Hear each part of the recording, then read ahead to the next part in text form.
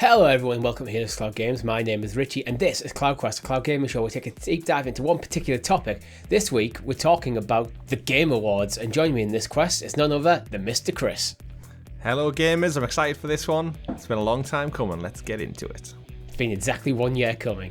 But before we get into it, make sure if you haven't already, subscribe to the channel and hit that bell icon for notifications when all of our great shows go live, such as Talking the PS every single Tuesday in podcast services and on YouTube. We break down all the PlayStation news happening. Sorry, frog in my throat there. Every single Monday we go into XPass, where we break down all the Xbox side of gaming, also on YouTube and podcast services, and our first looks and our live streams.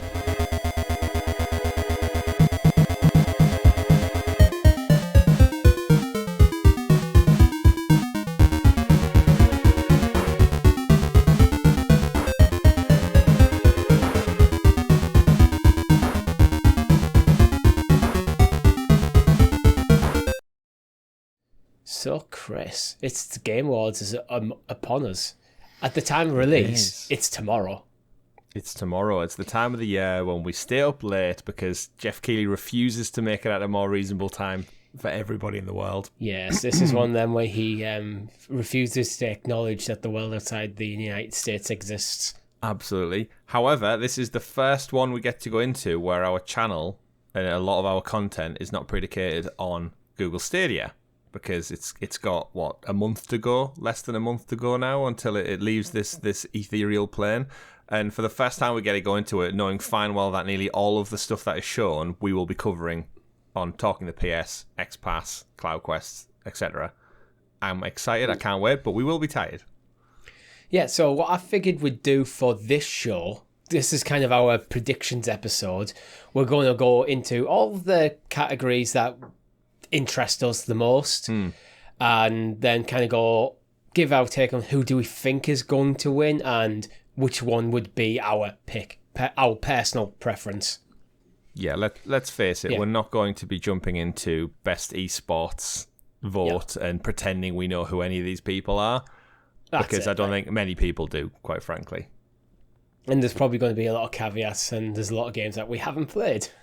But yeah, we should point out that, we are not a game journalist website. We don't have early access. In fact, we don't have access outside of our own money.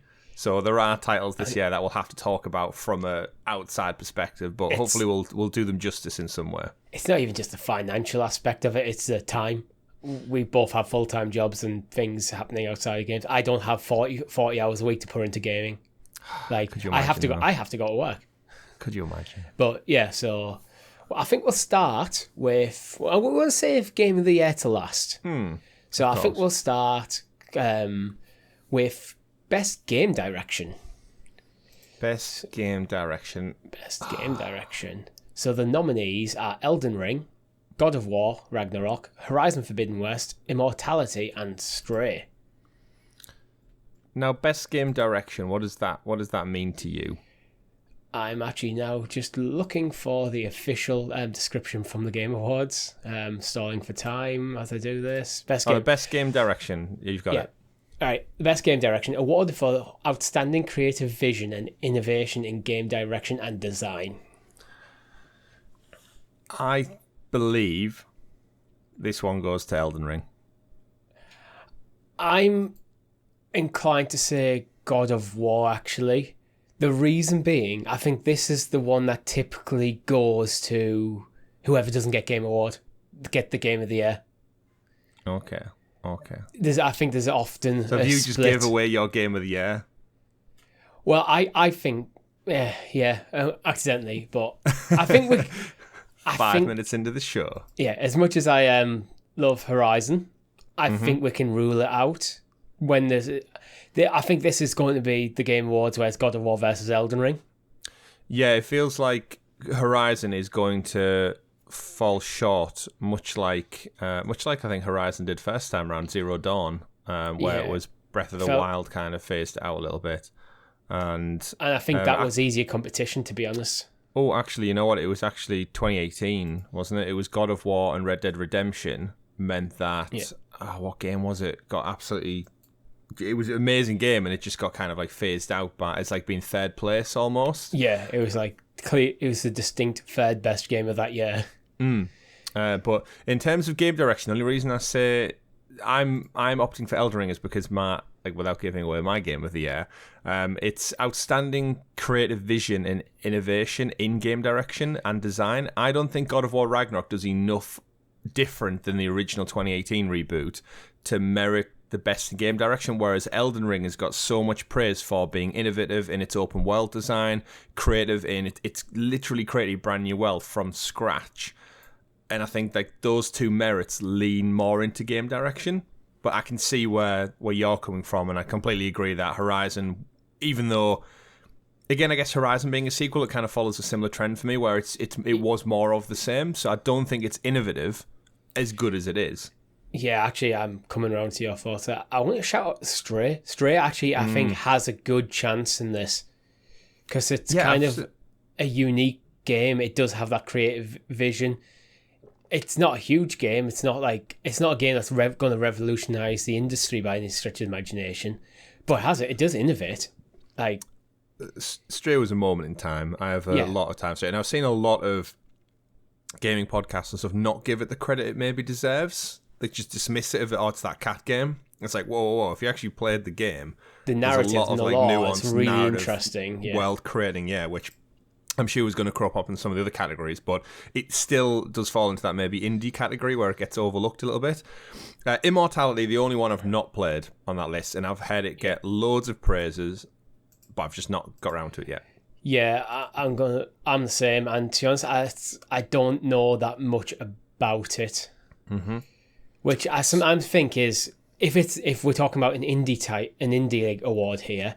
Yeah. That doesn't mean anything, but when you're talking about one of the biggest awards going at the Game Awards, if it hasn't permeated to the point where I know a lot about it, I tend to put it in going, I'm not expecting this to... Absolutely, I'm in that same, but I think we keep our... Unfairly, but it feels like this is there to make up the numbers. Right? Yeah, we keep our ears so close to the ground with like video game news by proxy of running a video game YouTube channel that, yes, I've only heard of Immortality in the last fortnight or so. So, obviously, no discredit to it, but I think my money for this one is on Ragnarok. Elden Ring. Yeah. But it's purely based on the description of it. I'm going to change my answer to Elden Ring as well. I think that's... So, which is yours? Your favourite? Which one? If it was just you voting, what would you cast your stone for? If it was me voting, Ragnarok, but that's purely probably because I haven't played Elden Ring. Yeah, I'm the same. I think we agree. You've talked me around. Elden Ring is what we think will win. Ragnarok is what we would vote for. Indeed. Moving on to the next one, best narrative for outstanding storytelling and narrative development in a game. The nominees are Plague Tale Requiem, Elden Ring, God of War Ragnarok, Horizon Forbidden West, and Immortality. I feel like I'm going to be saying some of these words a lot. Yeah, there's going to be a trend with this year's Game Awards. And the weird thing is when we get to the actual watching the Game Awards tomorrow, is this will probably be like 2 minutes, 3 minutes on stage, because we always joke, don't we, that the actual awards get very minimal time at the Game Awards. It's all trailers and adverts and sponsorships and such. And best narrative for outstanding storytelling and narrative development in a game. I think Ragnarok's got this one. Again, from a personal point of view, Elden Ring, as much as it's got the storytelling and lore, it's all from a silent protagonist standpoint, where it's a lot of reading, it's a lot of scripture and such, which I appreciate. I totally understand thickens and builds up the world. But for storytelling and narrative development, I do think you need more character interaction in the game to land this particular title. And I think God of War Ragnarok is just AAA star S tier, top of the world. Like, I don't think there's any. I had absolutely zero complaints with the storytelling and the narrative in God of War Ragnarok. It is fantastic from start to finish. Yeah, I think with From Software, I respect what they do, but I never think of them as story games. They're lore games. It's all about world building and exploring what has happened in this world, rather than he's the narrative that you're playing through. Yeah, and that's where I think God of War is definitely a winner. In a similar vein, Horizon Forbidden West, it's a lot more of the world lore than necessarily just Aloy and her friends and the characters around her. Even though there is a lot more interaction, it does lean into the interactions more. it kind of goes up in tiers. It's got like Elden Ring open world, Horizon open world with a bit more dialogue and narrative, and then Ragnarok kind of encompasses all of that. I think Horizon Forbidden West might be more on our thoughts for this if it wasn't open world. You know how God of War is a bit tighter and a bit more linear? That forces you into the narrative to stay within that narrative. You never really, apart from the odd side quest here and there, you don't stray that far from the main narrative and what's going on. Where Horizon, you get to a point where the world just opens up to you and it's like, go play. Yeah. And sometimes I've complained about this before in like open world games where I think if you're doing the best open world games, have ways to funnel you constantly back into the main narrative, that everything you do ties into that main story, which is one of the reasons why The Witcher 3 stands up so well as an RPG, because it does that well. Horizon, I don't think, did that very well.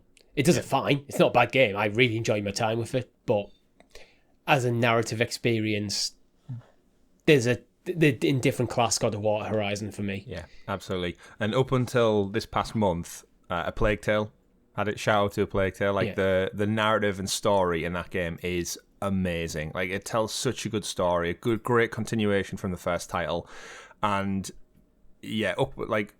I would place it above Forbidden West in terms of its storytelling and the character, just because I kind of feel like I got more of Aloy in that. But even though Requiem was also a sequel, it did a better job of me loving the characters even more, falling in love with the world even more, enjoying my exploration in the world even more. Horizon was more of that, but like you said, just that tighter narrative. I think for this particular vote, I had it down as Requiem right until Ragnarok, and then it just came in. It was like, the oomph of Ragnarok. Or maybe it's recency bias or whatever, but yeah, having just platinumed the game this past week, it's like, I've got to give it to Ragnarok. I don't think it is. There's some moments when I'm playing through Ragnarok, you're just like, oh, that's interesting. That's like, I don't think I've ever had that real sort of like emotional moments with Horizon. Yeah, I agree. Anyway. And Immortality, again, same as before. I can't comment on it, unfortunately, and too late to the party. So we all agree. We both agreed. We think God of War will take it, and we think we will vote God of War ourselves. Yeah. Okay, moving on now to Best Art Direction for Outstanding Creative Art or Technical Achievement in Artistic Design and Animation. Ooh, what have we got? The nominees are Elden Ring, God of War, Horizon Forbidden West, Scorn, and Stray. Surprised to see Scorn up there, if I'm honest. As someone who's played Scorn, I am and I aren't. With Scorn, it kind of has this weird fleshy, like wet, yeah. And admittedly, I was playing through on Xbox Cloud Gaming. We have a first look on the channel. Go check it out. It just didn't do anything for me, that game. Like, once I put it down after I finished recording, I just never had any sort of urge to go back and continue playing. Just nothing had its hooks in me. In the world, look, again, it might be the compression from the cloud gaming side, but the game didn't look particularly that phenomenal. Yeah, I think a lot it was set on Scorn's art style. They even came out and said they used like there was like a Polish artist's influence on the whole design, and they leaned into setting like artwork from the past, which I totally appreciate. But yeah, when you're comparing it to what else is on the table for this particular category, when I think back to my time like Elden Ring, I've seen more than enough gameplay footage of Elden Ring to see that kind of world relived, and it looks gorgeous and so just intricately detailed to go out there and explore. And the like, again, talk of like creative vision in terms of some of the monsters you fight in Elden Ring. Geez, the artistic design that goes into making some of these crazy boss fights, that's awesome. Stray, I think, I don't know about you, but I was absolutely just enamored with this kind of like robot Tokyo underworld that you explore around. Like, I found myself genuinely just intrigued by everything and anything that was going on in that universe. You know, honestly, I think Stray might take this one. I think it could. What my personal vote was leaning more towards was Horizon, because I do feel like as a voting panel, everyone thinks, well, we have to give something to Horizon. Yeah. And I think Ragnarok is gorgeous and great in its own right. But with Forbidden West, in terms of creative and technical design, they make freaking robot dinosaurs like fun to fight, to ride. in not just in one variation, there is essentially 30 creatures that you fight in this newly created world that feels livable, breathable, and explorable to almost every inch. And I think when it comes down to design and artistic vision and animation, I think Ragnarok is third person. The axe is don't get me wrong, the axe is phenomenal, but you are very much fighting humanoids, maybe a giant ogre and such. Elden Ring, you're fighting big things again, but I think Forbidden West, just there's something about like seeing robot dinosaurs which is cool, and I think that for creative ticks it for me. The reason why I'm leaning more towards Stray is I don't think there's a huge jump between God of War and God of War Ragnarok and Horizon Zero Dawn and Forbidden West. True. There is a bit of a jump, but when I'm playing God of War and when I was playing Horizon, it feels like I'm playing God of War and it feels like I'm playing Horizon. It looks like God of War, it looks like Horizon. Yeah. When it's for outstanding creative and technical achievements, they do fit the bill, but I think like a lot of voting panels might just turn around and go, well, this is how I expected God of War Ragnarok to look. True. This is how I expected Horizon Forbidden West to look. So I think Scorn's in with a chance, but I think Stray is one of them games where it is surprisingly beautiful, and it's quite there's a lot of different environments in quite a small, like, tight game. Yeah. Best animated cat in video game history. Yeah, the cat's really well animated. The world does feel lived in, and it feels like there's more. I think Stray might get this one. Stray was such a good game. I'm not sure. I think if I was casting a vote, I think I would go Stray. But I am also with you where I think people might want to give something to Horizon, because I don't think there's much between Elden Ring, Ragnarok, and Forbidden West. It's weird how the voting almost gets, like, you have to get political. It gets political, with it. Yeah. Yeah, you can't just go into this, because realistically you'd give everything to Ragnarok, I think, in my opinion. But then it's not to take away from the other stuff. It's just if it is the best in your opinion, like, it would win all awards. It's kind of similar in sports, where if you're the best team, you should win the cup, the league, the championship, like everything that you're physically competing in if you are the best. But it's not fair that the others get a chance still. Best art direction then, I think... this will probably be the more split one, I think, by the audience voting. Of course, the way they do the Game Awards vote as well, there is a panel, I believe, who come in, and I think the audience, our vote, you can go right now to thegameawards.com and vote. I think we only make up a very, very small percentage of the actual deciding choice, but hey, you got to be in it to win it. You do indeed. I think next we're going to go to Best Performance. I'm trying to intentionally pick some ones where we've actually played a lot of the contenders. When there's an award where I know we've only played 1 out of 5 candidates, and it's not difficult, ideal. Yeah. So Best Performance awarded to an individual for voiceover, acting, motion, and or performance capture. The nominees are Ashley Birch from Horizon Forbidden West, Charlotte McBurney from Plague Tale Requiem, Christopher Judge from God of War Ragnarok, Manon Gage from Immortality, and Sonny Suljic from God of War Ragnarok. Such a hard one. Still fun giving you easy ones. It's not, I know it's not at all. Ashley Birch obviously crushing it as Aloy again, but I do feel like it was just more of the same from her. Like, I didn't feel like a performance, not necessarily a performance, but the game in general. I didn't feel any more nuance or in-depth love. In fact, I'd say I loved Aloy more in the first game than the second game, whether that was by proxy of the story or whatever. But I didn't leave that game enamored with Aloy as much as I did the first one. So I don't think she's in with a shout for this one, unfortunately, especially up against the rest of the panel. I'm with you there with the character. I think it's not necessarily about the performance with her. I think it's the character. I don't think we've come out the other end of Forbidden West with an Aloy that feels like she's changed much since where we left her off in Zero Dawn. It's like I've just played another game as Aloy. Yeah, and as much as that's like obviously unfair to base her performance on that, that's all I can really do. That's more material. That's more material. It is, yeah, it is completely.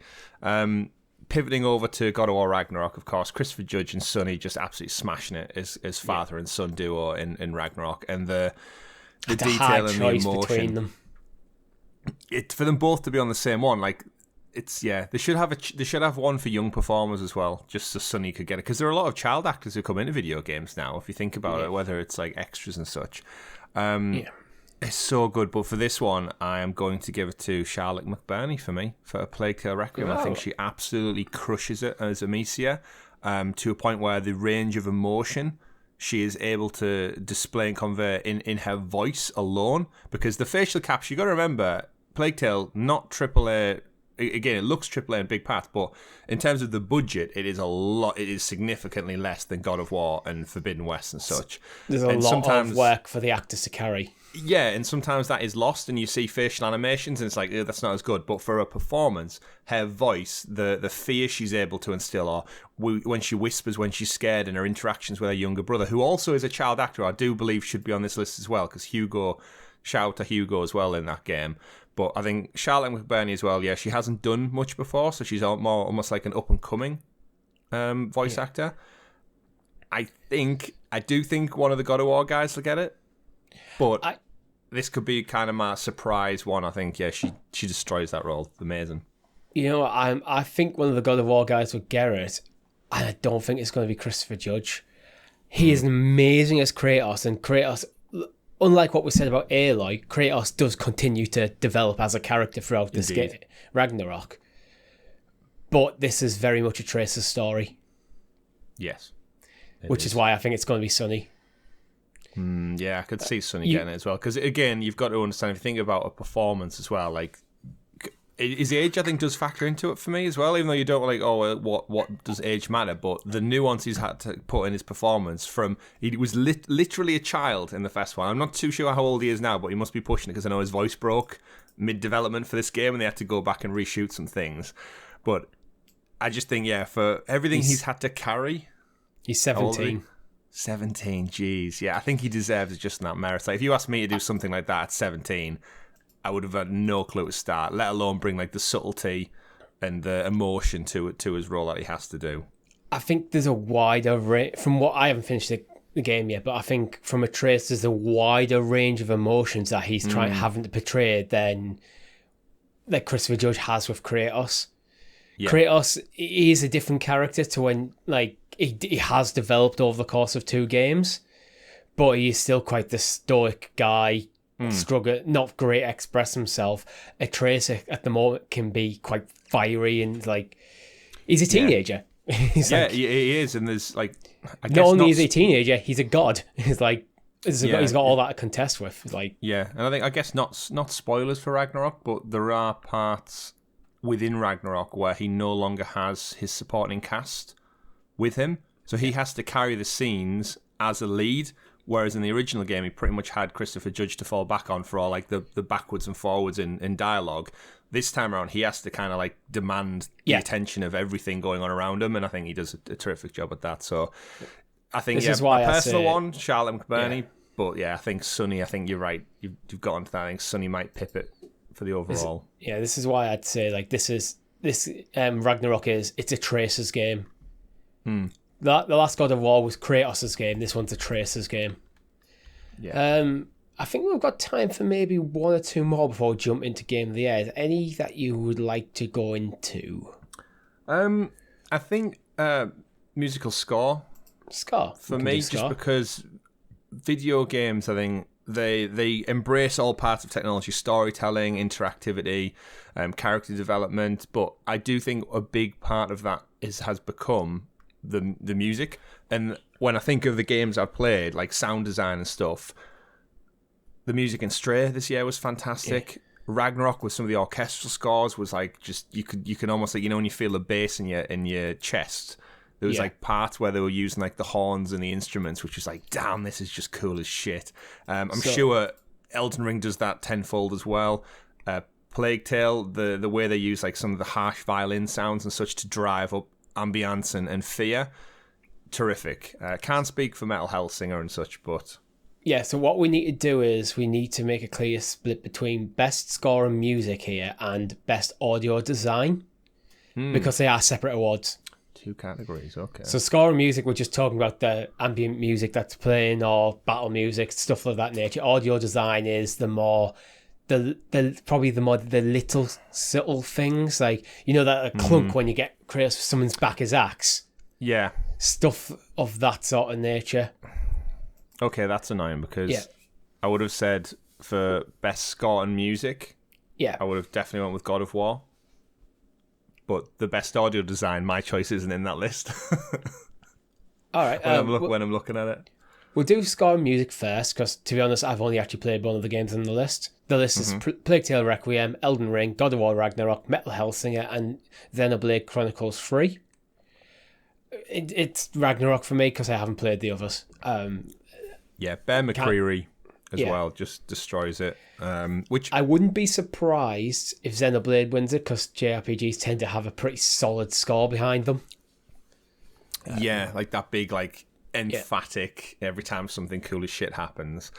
Bear McCreary actually only really clocked onto his name this year when he did the Rings of Power soundtrack for the Amazon show, and I was like, that's like wondering how he was going to incorporate like Howard Shaw's music and stuff from the movies and that into it without like leaning too much into it, but keeping it the same. And then when I found out he was doing Ragnarok, I was like, I was going to start to listen to the differences and the subtleties in how he changes his artwork up. And just, Ragnarok, man, there's something about using the full orchestra, and that's one of the best things I'm looking forward to at the Game Awards is the Game Awards orchestra when they do the medleys of video game soundtracks. It's like, you know for a fact they're going to mix all of these games soundtracks into one epic rendition up on stage. There's something to be said as well for knowing when not to use music. I think God of War Ragnarok does that a lot. Like, it's rare. Ragnarok's one of them games where the music doesn't seem to just like punch you in the face and go, listen to me now. It blends perfectly into the gameplay.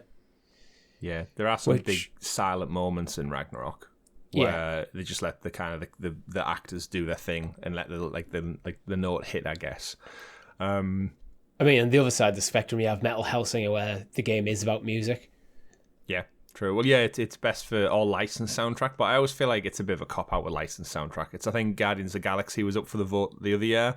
Yeah. And it was like, it was fun, but at the same time, they've just gone in and picked a cool playlist that works with the theme of Guardians and like 80s, 90s interaction. So, for me, it's Ragnarok on this particular one. Same. Let's move on to audio design. So this is recognizing the best in-game audio and sound design. Nominees are Call of Duty Modern Warfare 2, Elden Ring, God of War Ragnarok, Gran Turismo 7, and Horizon Forbidden West. Yeah, so this is the one that I personally would give to Plague Tale, just because I think the audio design, as you mentioned, when it elevates key moments with music, absolutely fantastic. And like moments when you should be like calm and it's tense, they use the music fantastically. I understand in this listing, Call of Duty gets it because Infinity Ward, Activision, they always go out and they kind of like, they get every detail of like cartridges going into weapons, reload, cocking noises, metal on metal, and they go very granular on the detail, so every gun has its own unique sound kind of palette ready to be pulled from. So I appreciate that. Elden Ring, not too sure. God of War, not too sure what they did in terms of like specifics. Gran Turismo, obviously they go out and they get every single car engine noise, the muffler sound, the brakes, like everything is unique to that vehicle. So I appreciate that one as well. And again, Horizon, I can't really speak for what they do with it. So I wouldn't be surprised if this is one like Call of Duty lands or something. I'm thinking Horizon, actually. I think there's a wider scope of like different audio stuff in Horizon than Ragnarok. And I haven't really played the others. I wouldn't be surprised if like Gran Turismo does it, because like they nailed the sound and feel of the cars. Similar with Call of Duty, like all the weapons sound absolutely bang on, that sort of stuff. Elden Ring the sound in Elden Ring is not something I've ever heard really people talk about. So, and I think that, again, going back to the political voting aspect of it, I think this might be the one people just give to Horizon if there's not much to split them. Yeah. In fact, I want to acknowledge the game somehow. Let's give it to this one. True. Right, I think it's time to wrap up with Game of the Year.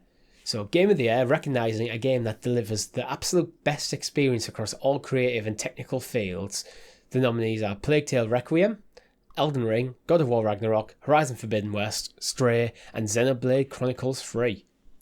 One more game than every other category, which is weird. I am surprised they added an extra game on and then Xenoblade Chronicles 3 gets into it. Like, I haven't played them, but just based on general public consensus and game sales and notoriety within the games industry, no disrespect to Xenoblade, but I think Xenoblade's one of them that's been slowly building its impact. It's not. I think if you went over to Japan, I think you probably find more people talking about Xenoblade than God of War. I think it might be one of them, where it might just be the Western bubble we're in. Yeah, potentially. We do have to understand that. So recognize a game that delivers the absolute best experience across all creative and technical fields. So that, I would say, is like graphics, characters, music, storytelling, gameplay, completion, like every little detail. Which is the best game. The best game. So I think maybe the way we do this is we actually just start ruling them out first to see who we've got left. Yeah, so I think Xenoblade, because we don't know enough about the game, and I suspect, because of that, I think we can cut Stray out as well. Yeah, I mean, Stray would have had a better chance on a quiet year. If Stray came out last year when It Takes Two won, I think Stray would have beat It Takes Two last year. However, if you're going to come out when Elden Ring, Ragnarok, and others come out, sorry, Stray.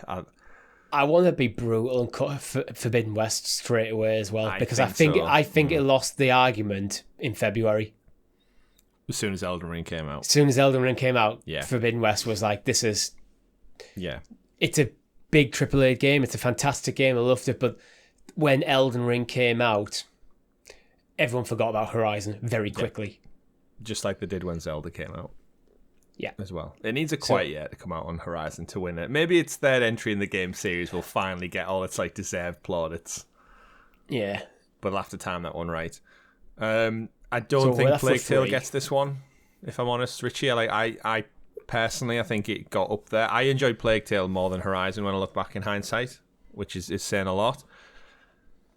But I don't think it's up there across all technical fields. And again, it's recognizing a game, which I think it's been recognized for everything it's done good because of its budget and stuff, but I don't think it gets Game of the Year.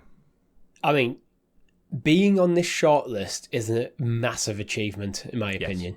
So everyone involved with all of these games, even the ones we've quite quickly dismissed, deserve massive praise. Thank you. Keep up the great work.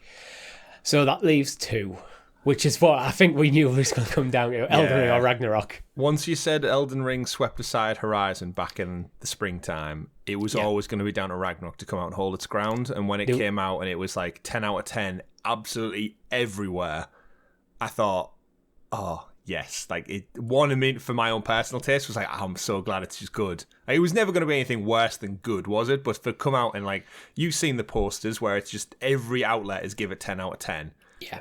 Goes to say something. And I know what our personal tastes are on this. Our personal taste is Ragnarok. Like, that's a given. Undoubtedly. Like, we've spent the last half an hour saying how we didn't play Elden Ring, so it's like... It was always going to be, viewers and listeners who use this show, if you're a massive Elden Ring fan out there, I totally get where you're coming from, but the Souls games, the Bloodborns and stuff, they're not our bag at all. And as much as I know I'd have a great time if I could commit to it, I think you mentioned right at the beginning of the show, Richie, just the hours and the time of the day. I would rather put 45 hours into Ragnarok knowing I'm getting what I want out of it, whereas Elden Ring, I could put 45 hours into it and 30 of those are going to be me pissed off at wanting to throw my controller through the wall. It is a game I do want to experience at some point. I want to try it because I think it's got it. I think Elden Ring's got Game of the Year this year. I do. I think it's going to be God of War Ragnarok. I think the reason I think that is it came out and it's been in the conversation for an entire year at this point. It's never been that far from like people's thoughts, like especially in the gaming industry, and they make up the majority of the votes. Yeah, and we talk about God of War having that recency bias, but Elden Ring still feels like a very strong contender, and it's kind of a new experience. God of War, as much as I'm loving my time with that game, it is more God of War. It's exactly what I wanted it to be, but it is exactly what I thought it was going to be. So this again from an outside perspective. Chat, I'm sure you'll let us know. When I look at Elden Ring, it just looks like more of Dark Souls. It's you make your own guy, they go into the world, they fight a big boss, you die 1,000,001 times. What's the like? We've had open world before. Like, what puts this as the best experience across all creative and technical fields? Because let's face it, graphically, Elden Ring does not look as good as Horizon, God of War, maybe even Plague Tale from what I've seen of it. So is that the best experience across creative and technical fields when all you're doing is roll, block, dodge? You know what I mean? I'm like, again, no disrespect, haven't played it, but when I look at it and think, is it hitting those things, or is it because it's open world Dark Souls that people enjoy it? Yeah, is that different enough? But then, like you said, Ragnarok's more of the same. But then this is when it comes back to personal taste. I think you could be right for Elden Ring, but then I think of all the people who vote, they're usually journalists and game experts. They are also adults with full-time jobs and lives, and I think Elden Ring maybe eats into that too much when they come down to voting. But it really is a 50-50, but I'm always going to lean towards my own personal choice. So. It is close. Again, my choice is Ragnarok, who I think that's where, if I was to cast a vote, which, I have, if I was a proper video game journalist to cast a meaningful vote, it would be Ragnarok. But I just feel like it's just this gut feeling that I think Elden Ring's got it. Interesting. Imagine if they both lose out and, like, Horizon sweeps in because the vote's split, so it goes like 30 here, 30 here, and then everyone else gets like a couple of votes. And Horizon gets 32 based on everyone's thought, well, I voted for Elden Ring for the other one, so I'll give this one to Horizon. And like just somehow the vote gets split. It's possible. I mean, we talk about the political vote, but I'd like to think, I'd hope if I was making my like proper video game journalist casting my ballot, I would try and look at each category completely independent of each other category, and just go for what I think suits the criteria the best. That's so hard, but that's not how people exist. But yeah, so We're split on this. So since we're split, let us know in the chat which do you think will win. Below, comments below, all that sort of stuff. Elden Ring or God of War Ragnarok? Who do you think is going to win Game of the Year? And also, what is your favourite game that you've played in the last year? So many many others. There's so many other categories. Like I'm just glancing now at like best indie game, Cult of the Lamb, Neon White, Sifu, Stray, Tunic. This could be like another close one. I think Stray might get that one. I think this has been quietly, especially the back half of this year, has been quietly a really good year for gaming. Shout out to Marvel Snap for Mobile Game of the Year as well. If Marvel Snap wins Mobile Game of the Year, Richie, you have to check it out. No, I don't. I have no interest in that game. Damn you. Do you want to have a look at, what we think we actually see out of the show awards then? What do you mean? What do we expect to see? Lots of adverts, lots of trailers. Any big surprises? Yes, I think so. We've had a few things kind of like strongly suggesting they're going to be there, but my mind's went completely blank. I was not expecting you to throw this question to me. I think we know it's sponsored by Steam, the Steam Deck. Yeah. I know Jeff Keighley is apparently giving away Steam Decks throughout the show. Just dishing them out as you can. Do you think Kojima's going to be there this year? With something more than just announcing a podcast, which I think he did at Summer Games Fest, where it was like, he's Kojima, and he just rocked it when I'm on Spotify now. Enjoy. Yeah, I think it will be. I think it might be time to reveal what his next game's going to be. Yeah, there's been a few, hasn't there? There's been his horror game, and then there's Death Stranding 2 been flung around as well. So is this a time? It's an interesting one because, as we said, because of the Microsoft Activision thing, we suspect Microsoft and Sony have been quite quiet on revealing any of their plans in case it impacts the investigation. And there's been that ongoing PlayStation showcase. But now Ragnarok has been and gone. We don't know, outside of Wolverine and Spider-Man, we don't know of any Sony projects in the works at all, which going into next year, from a business, seems very odd to keep their consumers in the quiet about why you should get a PS5 from this year onward. Yeah, so I'm waiting for this big blow, and I think Sony will, and Microsoft as well, probably use the Game Awards as a platform to actually showcase maybe one or two things. If they're not going to do their own thing, then I think they need a strong presence. Sony needs a strong presence at the Game Awards, because the advantage of Sony is their first party titles. And they need to come out. There's stuff, there's stuff like the Activision Blizzard deal that's rumbling in the background, which we suspect has stalled announcements as they're trying to sort this out, because because Microsoft and Sony are both posturing, trying not to give each other any sort of like ammo to use against each other at the moment. Mm-hmm. But at the same time, they'll need. You don't want to be going something into January with nothing on the roster. It's not Google Stadia after all. Yeah, some of the ones for me, we know Pedro Pascal and Bella Ramsey are going to be there representing the new Last of Us show, which goes live in literally mere weeks after the Game Awards. I think we might actually see something from Factions finally, like, because it's been, the Last of Us Part 2 came out in 2021? 2020? A long time ago, basically. In Factions, the multiplayer should be out by now, realistically. It's obviously been delayed or pushed back for whatever reason, Part 1 remaster maybe. I think we'll see the show, and then Factions seems like a perfect, logical cross-pollination tie-in.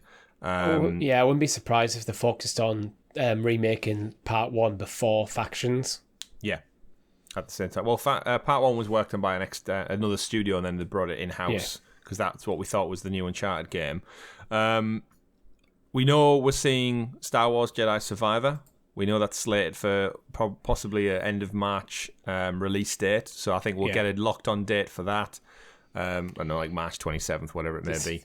Things like Final Fantasy 16 is next year. You got Final Fantasy 7 Part 2, who's the subtitle I can't remember off the top of my head. That's coming out next year. We've just had Crisis Core dropping. I think it's either dropped. It's dropping December. So there's stuff there. Forspoken is out in January, so this will be the last big event to actually get, because again, this is a PlayStation exclusive. It's Sony's last time to really push that and go, hey, remember we've got this triple exclusive coming out in mere weeks. That's a good point, actually. If it's a PlayStation exclusive, so if Sony still want to keep the cards close to the chest until the sort of the Activision Blizzard stuff, we already know about Forspoken, so push that. You just give that a hard push at the Game Awards, and then maybe early next year you do your own thing, going into the next financial year. What about from who else have we got? It was quietly work where we must see more Starfield from Xbox, right? Yeah, because we know it's surely a lock in for 2023 now, so they want to come out swinging. It's actually on XPass back on Monday. We did talk about Starfield a bit. I hope, because we haven't recorded that yet. But I was going to say, you predicting the future and the past. Well, at the same time. I have wrote the show, so yeah. That's Starfield is in the news roundup for XPass. So I think Todd Howard's out doing interviews. Yeah. This could be the best game awards to date for actual reveals, just because of the nature of how, I guess, quiet all of the platforms have been. Like, Nintendo, awfully quiet as well. Like, could we see a Zelda to round out the show? Like, some actual, because everyone suspects it's going to be Tears of the Kingdom. Everyone suspects it's going to be early next year with a new Switch in tandem. So, what a way to end it by, and he's some actual footage or something of the new Zelda. They could all have a big swing at it. I guess it just depends who wants to throw more cash Jeff's way. Yeah, I think Tears of the Kingdom is a great get, actually. Who knows? That I could see that being that's one of the sort of games where you could either open or close the show with, depending on what else you've got. Yeah, it definitely going to have a big spot, or even just like that mid show, like pick it back up. Yeah, the lull that they have. And of course, like Ubisoft have been quite, they're due some announcements to actually turn around. Like, outside of Assassin's Creed, like, what are they giving us next year? We've got Skull and Bones have been delayed again, so this could be the final push out the dock for Skull and Bones. I don't think we're seeing that next year. Beyond Good and Evil. But you know what I mean? So, everyone seems charged to showcase something, and what better place at the Game Awards, Richie? So I'm hyped for it. We've had, a couple of years of constant delays. Well, we know the first half of the year is stacked, so... Exactly. So give it to us, Game Awards. Yeah, I guess people should tune in with us as well. So keep us... make sure we don't fall asleep on the job kind of deal. Definitely. But that's all we've got time for this week. If you liked the video, hit that like button and consider becoming a member. Becoming a member for as little as 99p. We can get early access to this show. Although you did get a bit of early access this week because we wanted it to go before the Game Awards. If you've got an idea for a topic you want to discuss, let us know in the comments of this video or in our Discord server. The link is in the description below. Thank you very much for watching. I've been Richie. I've been Chris. Game Awards completed.